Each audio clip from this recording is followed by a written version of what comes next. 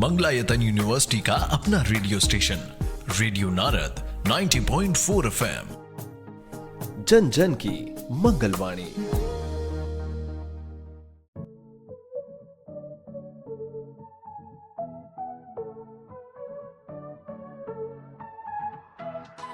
स्वागत है दोस्तों, रेडियो नारद 90.4 FM से मैं हूं आपके साथ आरजे याशी और प्रोग्राम शुरू हो गया है मंगलवाणी। जी हाँ, जिसमें मैं आपको एक जानी मानी हस्ती से रूबरू करवाती हूँ।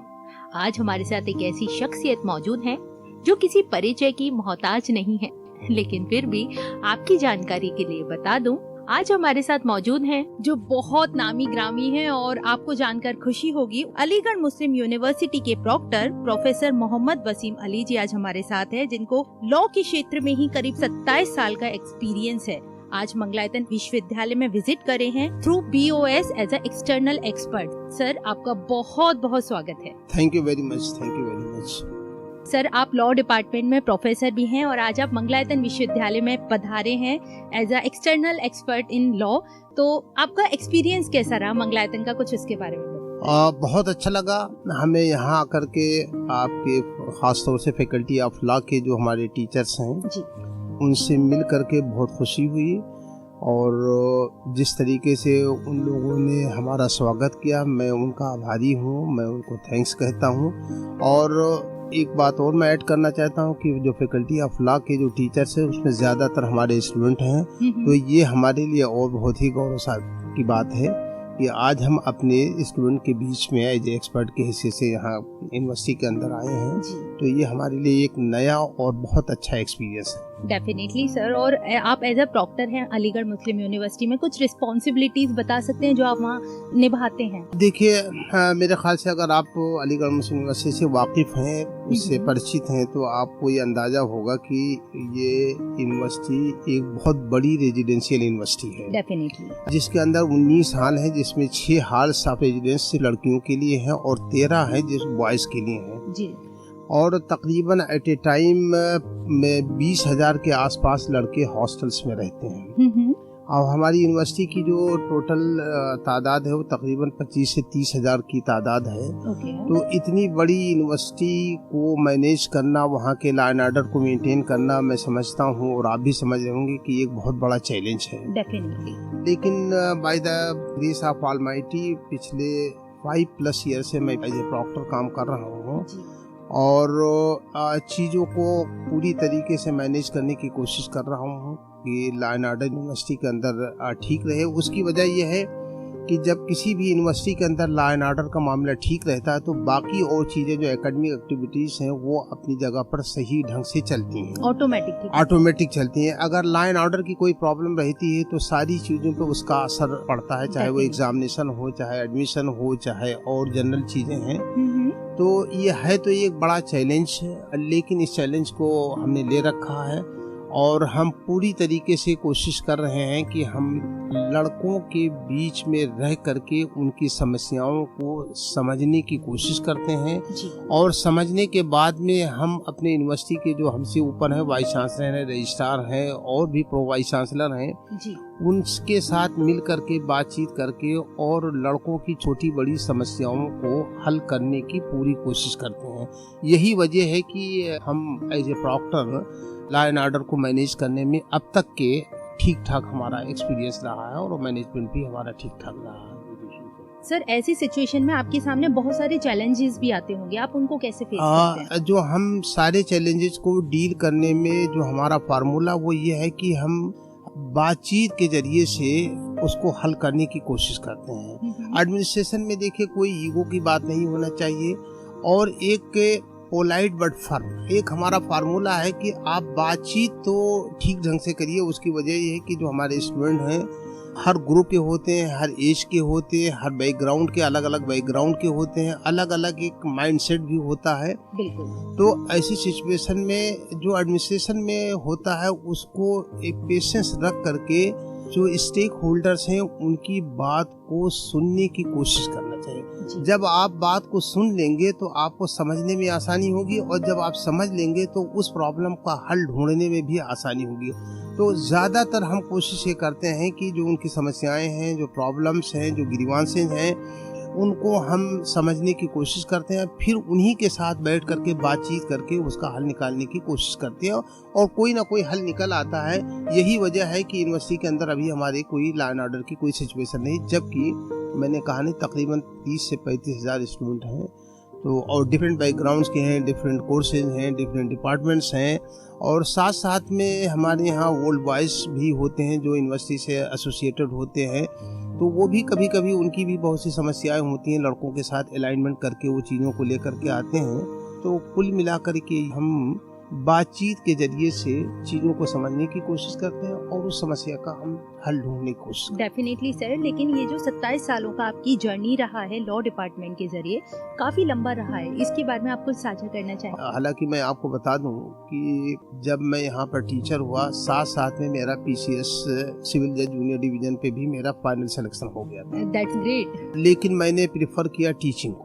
ओके। और मैं किसी भी स्टेज पे, हालांकि लोग मुझसे सवाल करते रहे कि जो लड़का लॉ में आता है उसका एक ख्वाब होता है, उसके पेरेंट्स का भी एक विशेष होती है कि उनका लड़का जुडिशियल सर्विसेज में जाए, लेकिन मैंने जो है वो टीचिंग को प्रेफर किया, जबकि मेरे पास 100% ऑप्शन था कि मैं चाहता तो वहाँ चला जाता क्योंकि मेरा फाइनल सिलेक्शन था जी। और मैंने 3 साल तक के उसको रिटेन करके रखा, क्योंकि वहाँ से आता था मैं लिख करके भेज देता था कि अभी मैं यहीं ज्वाइन कर पा रहा हूँ। अल्टीमेटली मैंने प्रेफर किया टीचिंग को और मुझे कोई रिग्रेट नहीं है कि मैं जुडिशियल सर्विस को छोड़ करके टीचिंग को ज्वाइन कर, मैं फुल्ली इंजॉय कर रहा हूँ।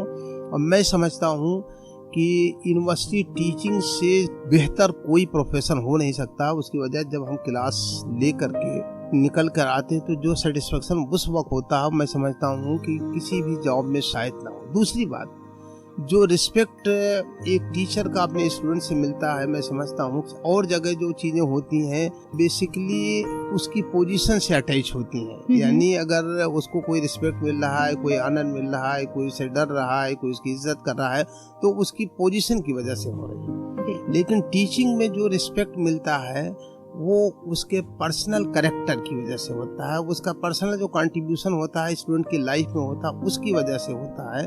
तो मैं समझता हूँ कि ये जो रिस्पेक्ट जो मिलता है, वॉलंटरी रिस्पेक्ट जो लड़कों से मिलता है एक टीचर को, तो इसका कोई अल्टरनेट नहीं है, मैं समझता हूँ। इसलिए मेरा एक्सपीरियंस एज ए टीचर बहुत अच्छा है। मैं फुल्ली इंजॉय कर रहा हूँ आज भी इस प्रोफेशन में, बहुत मज़ा आ रहा है और बहुत अच्छा लग रहा है अपने स्टूडेंट के साथ। बिल्कुल, बहुत ही वेरी गुड एक्सपीरियंस। बहुत ही खास बात साझा करी आपने सर। लेकिन आपकी कार्यकाल का सबसे अच्छा अनुभव अगर मैं बात करूं, the best experience of your life, तो वो क्या रहा? देखिए, जो best experience of my life है वो यही है कि हम देखते हैं कि हमारा स्टूडेंट कोई कामयाब पोजीशन पे कहीं बाहर मिलते हैं, कोई मजिस्ट्रेट है, कोई प्रोफेसर है, कोई IAS है, कोई PCS है, कोई डिफरेंट वॉक ऑफ लाइफ में लोग हैं, और जब वो वहाँ मिलते हैं जो खुशी उस वक्त महसूस होती है, मैं समझता हूँ किसी और जॉब में होता तो शायद ये चीजें ना। Definitely sir. और जब हम लॉ के बारे में सुनते हैं तो बहुत सारे लीगल राइट्स से हम उसको अटैच कर लेते हैं अपने माइंड में, तो कुछ ऐसे लीगल राइट्स आप शेयर करना चाहेंगे जो मुझे लगता है कि हर व्यक्ति को पता होने चाहिए कि उसके लीगल राइट्स क्या हैं? देखिए, ऐसा है कि अब तो खैर सोशल मीडिया और इंटरनेट का ज़माना आ गया है, तो तकरीबन सभी लोग अपने राइट्स के बारे में फुल्ली अवेयर हो रहे हैं। जहाँ तक कि मैं समझता हूँ कि जो फीमेल्स हैं उनको बहुत से उनके राइट्स हैं जो शायद नहीं उनको पता है, जानकारी नहीं है। तो लॉ डिपार्टमेंट के ख़ास तौर से टीचर्स और स्टूडेंट का ये दायित्व बनता है कि जो फीमेल रिलेटेड राइट्स हैं, उनके प्रिविलेजेस हैं, उनके जो अधिकार हैं, उनकी जानकारी उन तक हमें अपने लीगल लिटरेसी प्रोग्राम के थ्रू पहुंचाना चाहिए। तो बहुत सी चीज़ें हैं, जैसे राइट टू एजुकेशन आ गया है, राइट टू हेल्थ आ गया है, सारी चीज़ें, बहुत सी चीज़ें होंगी, राइट टू इन्फॉर्मेशन है, बहुत से लोगों को नहीं मालूम है। और बहुत सी गवर्नमेंट की जैसे स्कीमें हैं, जो वेलफेयर स्कीम है गवर्नमेंट ने चला रखा है, तो ये सारी स्कीमों के बारे में मैं समझता हूँ अगर लोगों को अवेयर कराएं तो that will be real service to the community. बिल्कुल सर। और अगर आप एक सिविल जज होते और कानून व्यवस्था में कुछ ऐसी बदलाव आपको करने होते जो हमारे समाज के लिए बहुत हितकारी हो सकते हैं आगे आने वाले फ्यूचर में, तो वो क्या बदलाव? देखिए, ऐसा है, जहाँ तक सिविल जज की पोजीशन होती है वो मैं नहीं समझता हूँ कि किसी व्यवस्था में बदलाव लाने की पोजीशन में होता है, लेकिन चूँकि मैं एक यूनिवर्सिटी का टीचर हूँ तो मैं आपको ज़रूर ये बता सकता हूँ कि एक स्पीडी जस्टिस की ज़रूरत है। आज जब अगर हम चूँकि लॉ के टीचर हैं, लॉ के फील्ड में हम लोग सभी लोग काम कर रहे हैं, तो जैसे कि एक आपने सुना होगा कि delay of justice denial of justice, तो इस चीज़ से हमको बाहर निकलना चाहिए। अगर मान लीजिए कि कोई आदमी अपने राइट को लेकर के क्लेम किया है कोर्ट के अंदर, और अगर उस ज़्यादा लंबा टाइम उसको लग जाता है तो मैं समझता हूँ उसका ऑब्जेक्ट और पर्पस फ्रस्ट्रेट हो जाता है। एक क्या तो टाइम टेन्योर होना चाहिए? मैं समझता हूँ कि जैसे अब गवर्नमेंट फास्ट ट्रैक जस्टिस लाने की कोशिश कर रही है, लेकिन अभी पूरी तरीके से सक्सेसफुल नहीं हो पाया है। उस पे काम करने की ज़रूरत है। जितना मिनिमम टाइम में उसको जस्टिस मिल जाए तो मैं समझता हूँ कि रियल जस्टिस वही होगी इस फील्ड में। और डेटा कलेक्ट करने के बाद में ये देखना चाहिए केस टू केस, यानी नेचर ऑफ द केस को क्लासिफाई करना चाहिए और उसके बाद में उसका टाइम फ्रेम फिक्स करना चाहिए। क्रिमिनल मैटर्स में मिनिमम टाइम क्या होना चाहिए, सिविल मैटर्स में मिनिमम टाइम या डिस्पोजल का मिनिमम टाइम क्या होना चाहिए। अगर ये चीज़ सही हो जाए तो मैं समझता हूँ कि हमारी जो कानून व्यवस्था है उसमें और फर्दर इम्प्रूवमेंट हो जाएगा। ये कुछ प्रायोरिटी पे चीजें definitely sir. As a proctor आप जिस पद पर हैं, ऐसे पद से आप स्टूडेंट्स को क्या कहना चाहेंगे, कहीं के भी स्टूडेंट? मैं स्टूडेंट से यही कहना चाहता हूँ और आपके माध्यम से एक मैसेज में देना चाहता हूँ। बच्चों को यानी स्टूडेंट को अपने टाइम का मैक्सिमम पॉसिबल इस्तेमाल करें। उसकी वजह यह है कि अब जो ये दौर है थोड़ा सा बदला हुआ दौर है और इस दौर में मेरिट का रोल है जी। और मेरिट मेहनत से आती है। अगर आपने अपने सही समय पे सही काम को सही अंदाज से किया है तो वो that will create merit in your personality. और अगर मेरिट आपके अंदर आ जाती है तो आपको कहीं कोई प्रॉब्लम नहीं होगी। जिस वॉक ऑफ लाइफ में आप जाना चाहते हैं आपको लोग वेलकम करेंगे, आपको कोई प्रॉब्लम नहीं। और अगर आपके अंदर मेरिट नहीं है तो भले ही आपने डिग्री हासिल कर लिया हो, क्योंकि ट्रांसपेरेंसी का दौर है, मेरिट का दौर है, नॉन डिस्क्रिमिनेशन का दौर है। किसी भी बेसिस पे कोई डिस्क्रिमिनेशन, अब बिल्कुल फेयर चीज़ें चल रही हैं। मैं देख रहा हूँ, हम लोग कमीशन वगैरह में जाते हैं, पूरी चीज़ तरीके से फुल ट्रांसपेरेंसी है, पूरी तरीके से मेरिट को इंश्योर करने की कोशिश की जा रही है। तो जब मेरिट को इंश्योर किया जा रहा है तो आपको एज ए स्टूडेंट अपने अंदर मेरिट को पैदा करना होगा। और मेरिट को क्रिएट करने के लिए अपने अंदर ये ज़रूरी है कि आप अपनी एक डिसिप्लिन लाइफ को गुजारें। देखिए, कोई भी जो दुनिया का बड़ा आदमी हुआ है, किसी भी वॉक ऑफ लाइफ में हो, चाहे पॉलिटिक्स हो, चाहे आप किसी भी फील्ड में हो, जिसकी लाइफ में डिसिप्लिन नहीं रहा वो कभी भी वो अपने फील्ड में कामयाब नहीं हुआ। और जिसकी लाइफ में डिसिप्लिन रहा है, चाहे उसने छोटा सा काम शुरू किया हो लेकिन वो मैक्सिमम हाइट पे पहुंचा है। और अगर इनडिसिप्लिन रहा तो मैक्सिमम से वो नीचे भी आया। तो इसलिए मैं अपने स्टूडेंट को ये संदेश देना चाहता हूँ कि डिसिप्लिन के साथ अपने समय का सही इस्तेमाल करके आगे बढ़ने की कोशिश करें। एक आखिरी सवाल आपसे करना चाहूंगी सर, जो पेरेंट्स इस समय आपको सुन रहे हैं, बच्चों के भविष्य के लिए बहुत इनसिक्योर रहते हैं, तो बच्चों को वो नहीं करने देते जो उनका इंटरेस्ट होता है, वो एक अच्छे पद के लिए उनसे इंसिस्ट करते हैं ताकि वो उसकी पढ़ाई करें। क्या कहना चाहिए? देखिए, ये बहुत कॉमन प्रॉब्लम है हमारी सोसाइटी के अंदर। उसकी वजह ये है कि हमारे पेरेंट्स जो है वो दूसरों को देख करके नकल करने की कोशिश, यानी कि अगर उनके पड़ोस का कोई बच्चा है वो डॉक्टर बन गया तो ये चाहते हैं कि हमारा बच्चा भी डॉक्टर ही बने, उस पे इंसिस्ट करते हैं। और कभी कभी वो इतना प्रेशर बना देते हैं कि बच्चा जो है वो एक्सट्रीम स्टेप लेने की कोशिश करता है। मैं समझता हूँ कि पेरेंट्स को अपने बच्चों की पोटेंशियल को पहचानने की कोशिश करना चाहिए, उसके इंटरेस्ट को जानने की कोशिश करना चाहिए। अगर उसके पोटेंशियल और इंटरेस्ट को आपने पहचान करके उसको गाइड किया, और देखिए कोई भी फील्ड खराब नहीं है जी। हर आदमी डॉक्टर नहीं हो सकता, हर आदमी इंजीनियर नहीं हो सकता, हर आदमी सोशल वर्कर नहीं हो सकता। देखिए, हर आदमी का एक वॉक ऑफ लाइफ में स्कोप है। शर्त यह है कि आप उस वॉक ऑफ लाइफ में जाने के योग्य हैं कि नहीं है।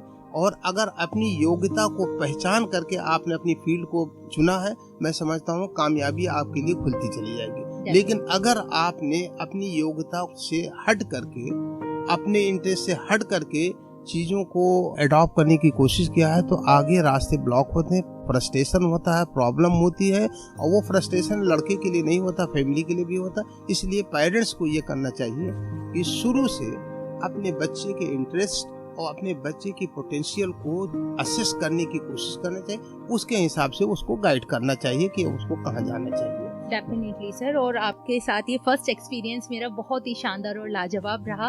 उम्मीद करते हैं आपसे फिर से मुलाकात होगी और लोगों को हम और भी ज्यादा अवेयर कर सकेंगे। थैंक यू वेरी मच, आपने मौका दिया, आपसे बातचीत करके बहुत अच्छा लगा। और मैं हालांकि मंगलायतन यूनिवर्सिटी में मैं पहली बार आया हूँ, लेकिन बहुत अच्छा लग रहा है और मैं यही कामना करूँगा कि मैं बार बार आता रहूँ और आप लोगों से ऐसी ही बातचीत होती रहे। Thank you very much. Thank you so much sir. इसी के साथ दोस्तों अब मैं लेती हूँ आपसे विदा। फिर मुलाकात होगी आपसे अगले एपिसोड में एक नए मेहमान के साथ। तब तक के लिए मुझे यानी आरजे याशी को दें इजाजत। रेडियो नारद 90.4 FM, जन जन की मंगलवाणी। Stay tuned.